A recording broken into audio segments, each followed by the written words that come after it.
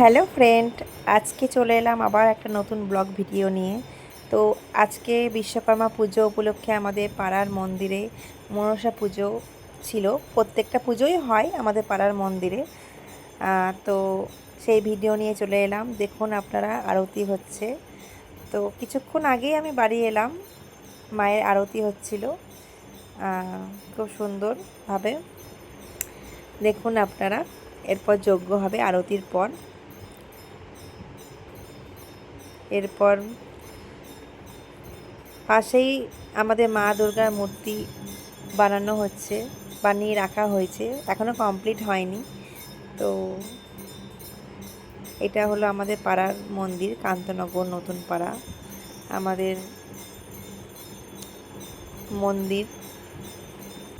তো বন্ধুরা, বিশ্বকর্মা পুজোয় আমার বিশেষ কোনো প্ল্যান ছিল না।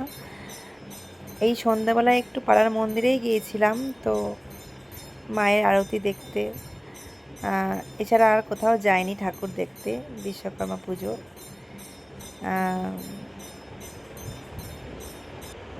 এবার যজ্ঞের প্রস্তুতি চলছে, ঠাকুরমশাই যজ্ঞ কুণ্ড সাজাচ্ছেন, এরপর যজ্ঞ হবে। এটা আমাদের মন্দিরে একটি শিব প্রতিষ্ঠা রয়েছে, সেটার নাম হচ্ছে পশুপতিনাথ। কয়েক বছর আগে প্রতিষ্ঠা হয়েছে সেটা। অনেক ধুমধাম করে বড় সড়ো যজ্ঞ করে পশুপতিনাথের প্রতিষ্ঠা হয়েছে। আমরা খুব মানি এবং জল ঢালি প্রত্যেক শ্রাবণ মাসে, শিবরাত্রিতে। আমরা বাবাকে খুব মানি, আমাদের পাড়ার মন্দিরের পশুপতিনাথ বাবাকে আমরা খুব মানি, খুব জাগ্রত বাবা আমাদের। যাই হোক, যজ্ঞতে আমি ছিলাম, যজ্ঞ চলছে, ঠাকুরমশাই খুব সুন্দরভাবে যজ্ঞ করছে। মায়ের মুখটি খুব সুন্দর হয়েছে, ঠাকুরটি আমার খুব মিষ্টি লেগেছে। ছোট্ট পাড়া ঠাকুর আমাদের মনসা ঠাকুর, একটু ছোটই হয় আমাদের মন্দিরে। তো দেখুন মায়ের মুখটা কি সুন্দর। তারপর আমি একটু চারিদিক দেখিয়ে দিলাম। তো যজ্ঞ সম্পূর্ণ হলো, এরপর সবাই বসে আছে মন্দিরে, আরতি বিতরণ করছে। যাই হোক,